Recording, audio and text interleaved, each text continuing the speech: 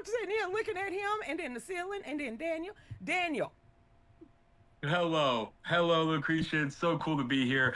I apologize. We You're literally good. lost internet last night. We got it back about 2 minutes before I got on the air, so I'm not in my studio set up or anything else. So my apologies. And then you do like the voices of the people, uh, uh, United States or USA, a It- radio network. You have your own radio network. yes, ma'am. It's Voice of the People USA Radio and Television Network, and kind of like you, we're on all those wonderful platforms as well, and we're about to expand to a whole new system with apps and everything else, and going to Roku and all that good stuff. So we're literally launching that in a couple weeks on top of everything else that we do. So, Okay. and it's just my wife and myself. That's it. Well, it's just me and Dave, and here's the bigger kicker for me. You're running against Susan Collins, the senator. Yes. Please take her down. Thank you. Thank you. You know what? I am somebody who never wanted to run for office, ever. And I know that sounds almost cliche, but it's true. I've been an activist since 2006. I started in Pennsylvania, started holding rallies against illegal immigration and pro legal immigration, going after corruption. We broke the Kids for Cash scandal in 2008. People coming forward. We took down judges, we took down lawyers, county commissioners, you name it, dirty cops. And in 2008, the people of Pennsylvania in the 10th congressional district got me on the ballot. And the media had a field day with that and said, "Oh, this racist white supremacist, you're running for office." I said, "Well, There you again, go. I always have fun with their moronic terms." I said, "No, I'm not running."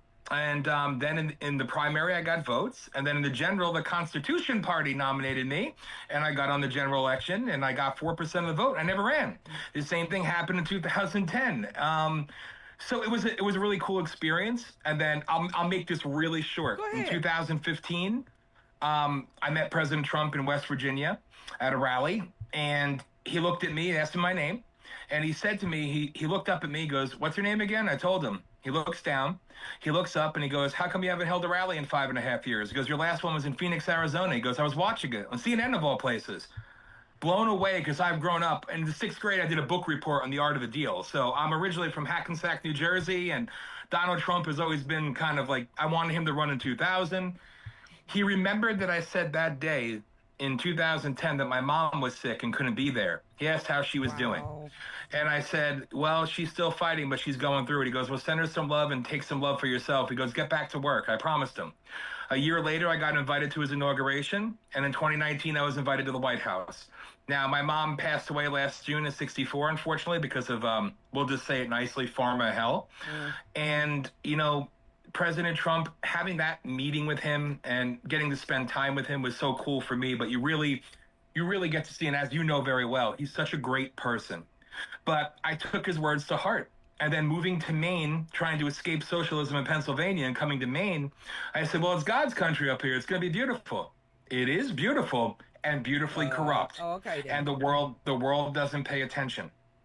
And please do not hesitate to overspeak me. I just No, go ramble. ahead, It's what I cause do. You understand. you need to tell us because you're actually walking us through what made you stand up against her, because you understand the corruption of her, and then the backers Yes. that she have, and the corrupt people that would try to take you down just by qualifying to run against her.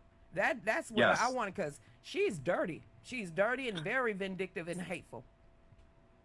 I met somebody recently. We were at CPAC with our media credentials. We met somebody, and they took us over to the Capitol Hill Club, and which was a really cool experience for me. I'm like, oh, I felt like I went up three social classes there. And somebody who is in the know there and very well connected said Susan Collins makes Hillary Clinton a likable person. And it's funny because in 2010, when I was protesting John McCain with his many amnesty bills, Susan Collins was quoted that I'm a hateful young man with anger in my heart. And I said some not nice words about her. And I told the USA Today, printed verbatim. And I'm like, I don't care. But coming up here and seeing what I've seen, we wanted to come here, my wife and I, and just have a normal life, build a studio, do some good, add to the community. But we had people coming forward quickly and telling us about what happened to them, trying to hold a rally. We held a rally, my first rally in 14 years for President Trump. We planned it months in advance. It was the first rally post the wrongful indictments in New York City. Right. Republican Party of Aroostook County in Maine worked night and day to shut it down.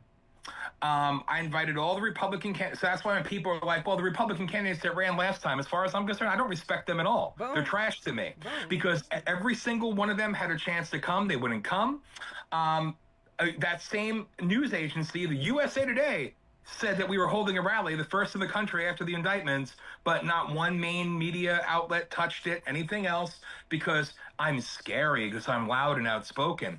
Now, what I am is a fighter. Right. And then when that happened, we had our rally, but people started coming forward to us and telling us, and it's a longer story. I'd love to get in with you one time, and I'd love to invite you on my show as well. It's be an honor to have you. But I seen quickly. And we're talking about Maine the way life should be. Yes, I agree. It's a beautiful, beautiful state. But, you know, one of the criticisms I hear a lot is you're not a real Mainer. And I hate when people say that. No, I'm the person that's lived here for less than 2 years. I moved here.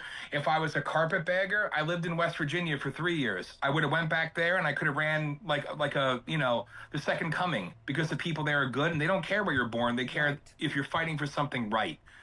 You know, so being a real Mainer in the eyes of the critics is endorsing child sex trafficking, drug trafficking, cartels, everything in the world that goes on up here that these politicians are a part of and run cover for, corrupt police, judges. The Republican Party of Maine makes the Democrats of Maine look like your friends. 2 hours after I filed with the FEC, the chairman of the Republican Party of Maine called me, and we recorded it all. One-party consent state. My wife is smart, and she's quick to do it. We put the video out. You need $1 million to be a serious candidate, and I've already talked 3 other people out of running. So think about this, Lucretia. Over 2.5 decades of this, and I will say it outright, this demon running has never had a primary challenger official. And that's why. That's why. Yes. They work against the media, the Democrats and the right. They all work together up here to protect their own, to protect the money train. And you know what? People said, you need to take down this video. It makes the GOP of Maine look bad. I said, I don't care. I am a pipe bomb. I will take it all down because the people deserve better. And maybe the way life is, you know, people want to be complacent. They want to, you know, just have their normal everyday lives. I get that.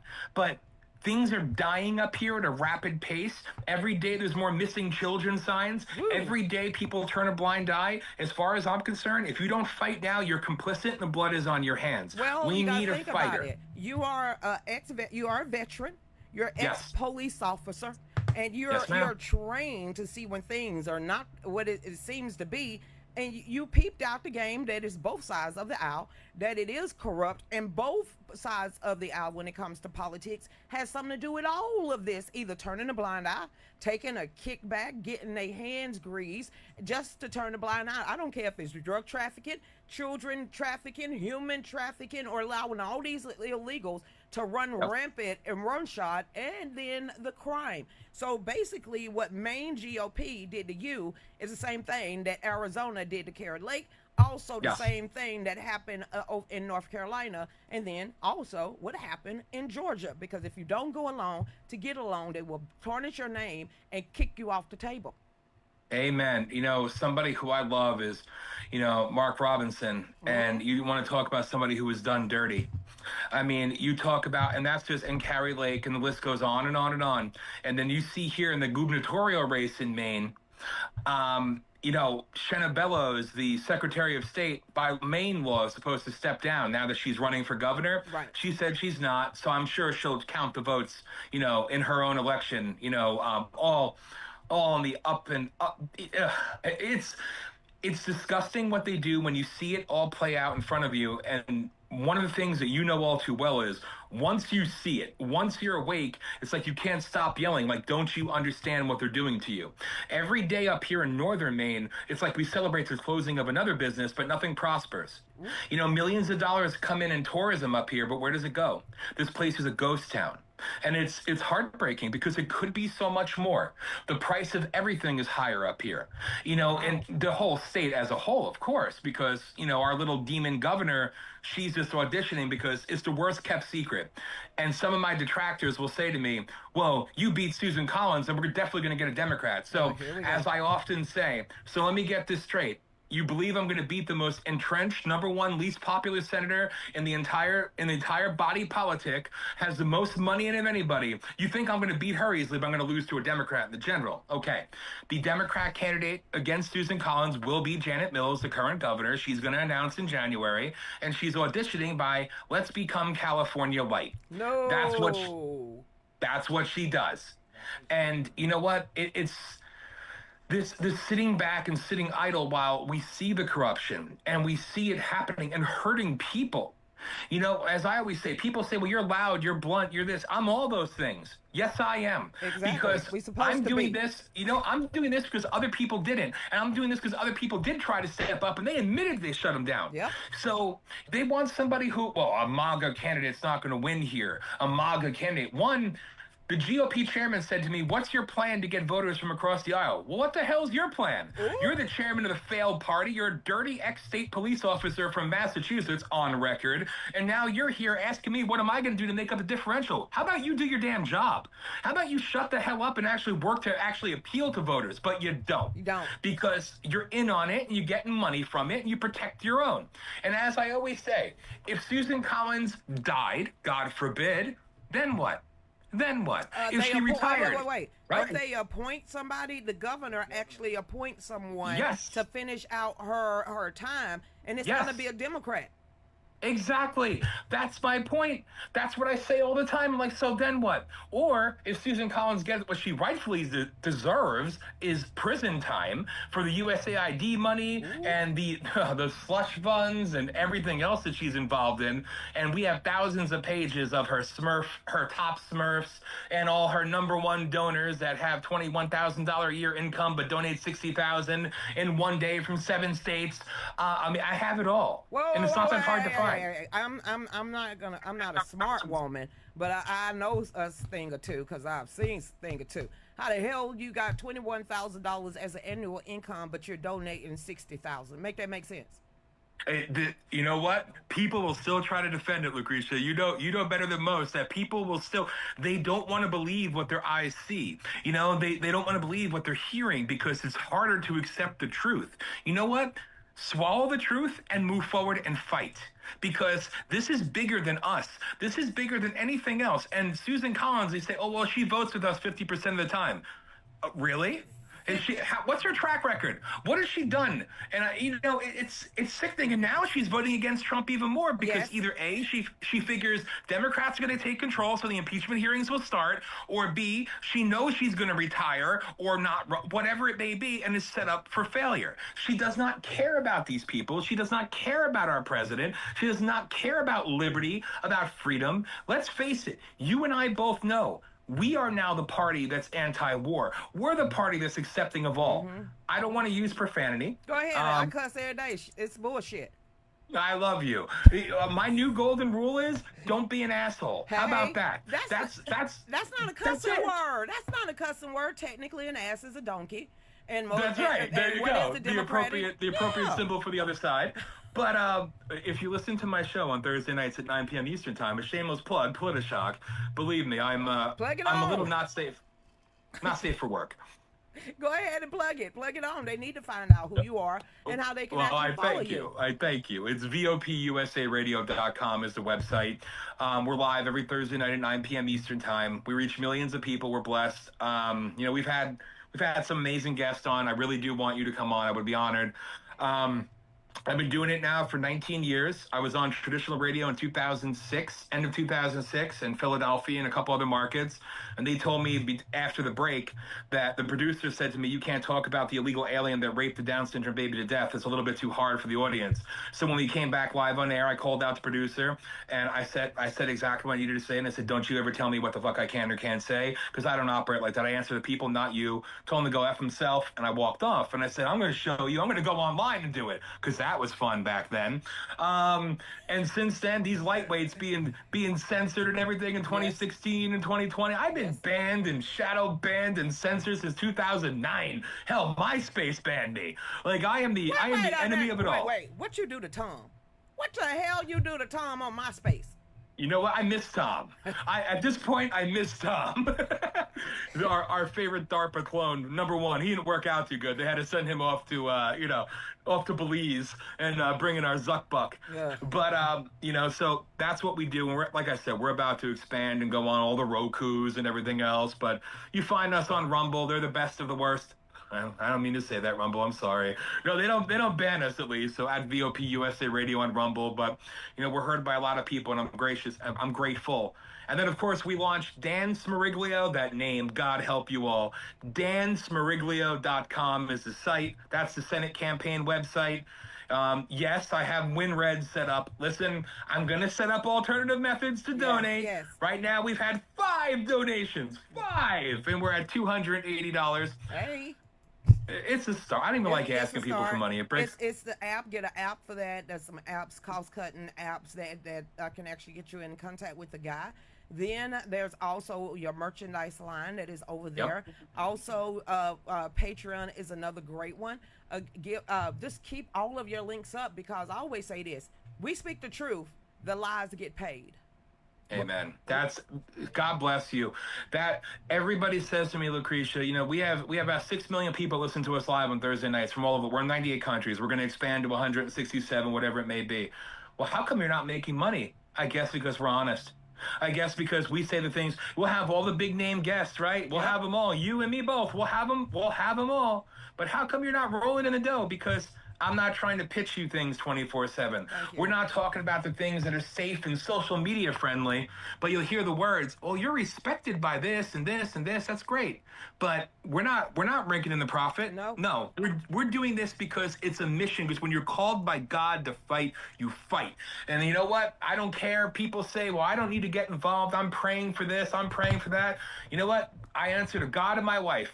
And God, the Lord Jesus Christ is my Savior, but He put a warrior spirit in my heart, and I'm not going to hold back, and I'm going to go after these demonic bastards at every level. I will confront anyone and do anything necessary, because this is what we're meant to do. This is what we have to do, because it's about protecting the future. It's about protecting the children, and it's about giving a voice for the ones who can't voice their anything anymore because they're dead. They're gone. They're victims of this evil. We need to end it. And you know what? Like I said, This is our chance for the first time ever. We don't collect signatures until January. Okay. But I'm FEC registered, all that happy crap, so I already made history. Well, you know how long she been in office? While you talking, I'm just like, I just want to see how long this woman been in office. Listen, Miss, I'm only gonna serve 2 terms, she said. Remember. Her first seat was 1997. Maine's the longest serving member of Congress. Since 2025, Colin, I don't want to read all that. I just want to know when she got in office. Assumed office 1997. Yep. Then that was Deputy Treasurer of Massachusetts, 93. Shelley, Commissioner of Department of Professional, 1987, 1992. And it goes on. This woman she's about worse as Mitch McConnell. Yes. She literally makes Mitch look good, and that's sad. That's scary. She is one of the most ineffectual, I have no respect for her. People say that how can you show disrespect and seek the office? Quite frankly, what has she done to earn mine or anybody else in America's respect? And you know what?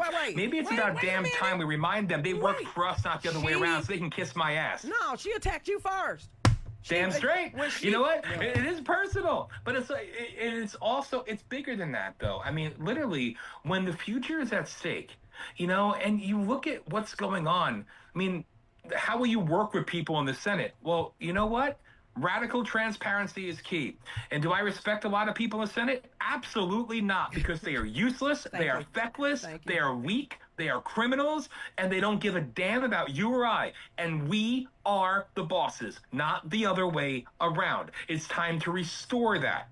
It's time to bring that back. Be held accountable by the people. I really would. If I get elected, I will only do 2 terms, and I'll put it in writing. I'll have it notarized, everything else, because I don't want the damn job. Right. But I know I'm the right one to do it, because I'm the only one that'll go after these people the right way. And doing it for what they're pissed off about the most is the fact that they don't own me, and they can't control what they don't own. I have nothing to lose. I am not from money. I do not have millions. I work a full-time job. Thank God it's remote. Yes, I earned that after many years, But you know what? My oath didn't expire when I left the job or left the military.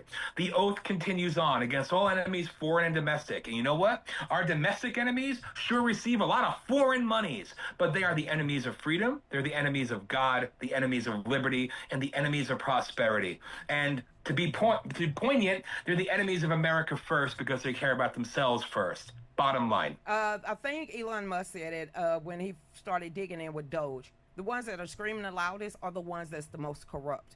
And Susan was one of them. She should have been a cheerleader for the Democrats as much as she was yelling about that USAID. But if I'm sitting here and I'm looking at her and she's been in office right here, said she was elected to Senate. Colin was elected to Senate in 1996. She's part of the problem. She's part of the she's part of that mean her ass been in office. My daughter was born in 94. That mean 28 years. Yeah. Yeah. Then she's part of the problem. If you go back and look at our debt, if you look at all this stuff, that as long as she's been in office, she helped accumulate all of the madness that's going on in America, and she's supposed to be a Republican. Like I said, y'all better quit calling Democrats' name out all the time. You better put both sides of those wings back on that bird. Amen. I couldn't agree more. She is a reliable vote always for the military-industrial complex. She never met a war that she doesn't like. You know, she takes money from 70% of her donations come in from outside of Maine always. I mean, the depths of the corruption and the destruction is never ending. And if given the opportunity to get on that debate stage with her, God help her. I won't use one profane word, but I will hold her accountable in a way she never has before, because she's never encountered a regular person that has nothing to lose, that has been attacked by every globalist entity in the world, has been attacked by the media for 20 years.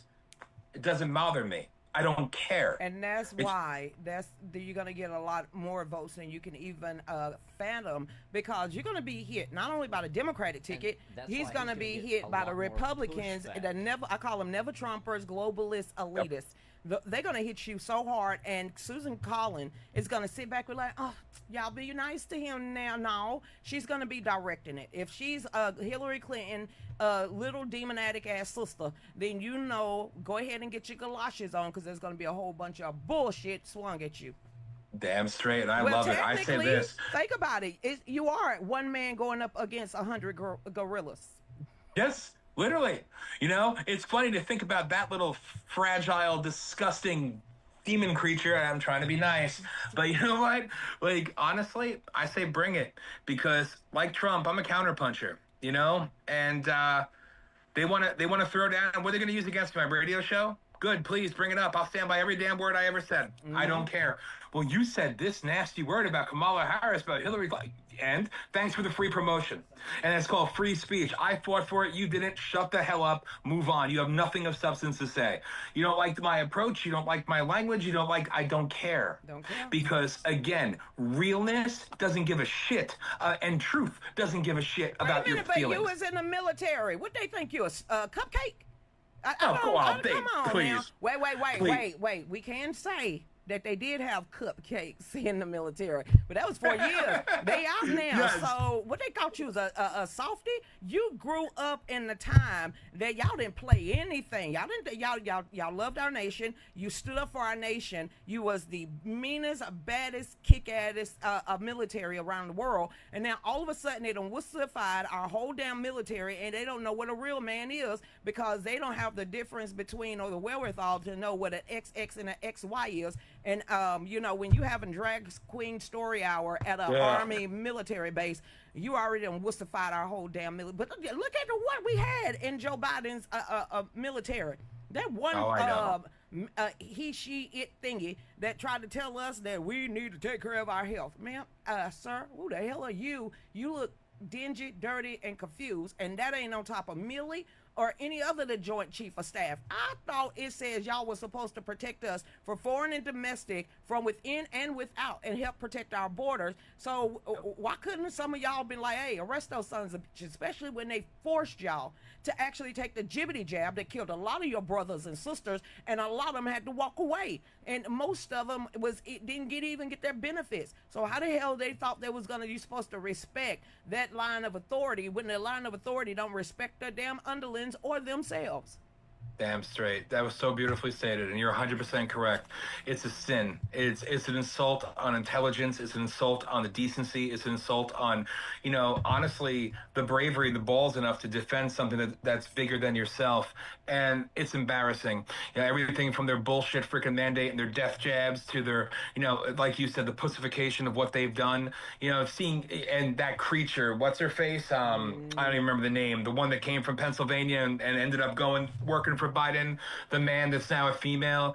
It's a damn abomination. You know, everything they do is an affront to God. It's an affront on our common decency. It's an affront to common sense. Look, I thought he was talking about booty plug nursing babies because he needed maternity leave. No, it was the blonde-haired heifer at Ranger It. That's what my husband just called it, Ranger It.